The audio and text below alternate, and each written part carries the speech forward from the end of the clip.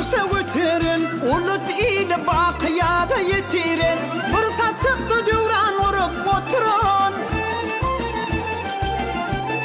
Bir saçıktı dövran vurup oturan, adaletli arkadağım var benim, millilidir hovanlarım var benim, adaletli arkadağım var benim, arkadağlı sirdarımız var benim.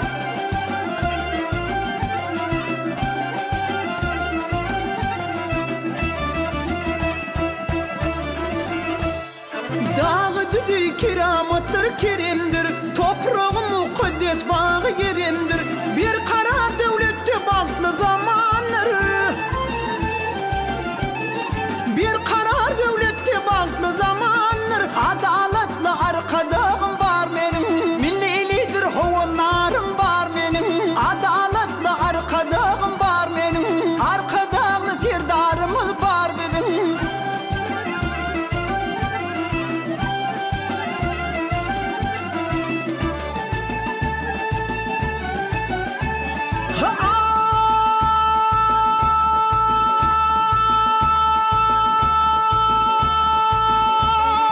Yurt başına geldi adıl arkada, halkın elini buysunmağa yerki var.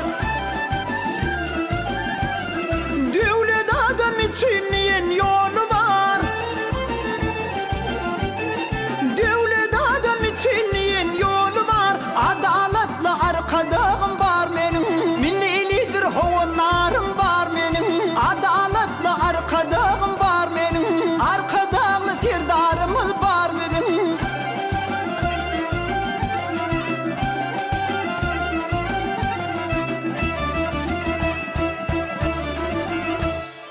Halk başını koyar arkadağına, cevizleşer bunun hovanlar.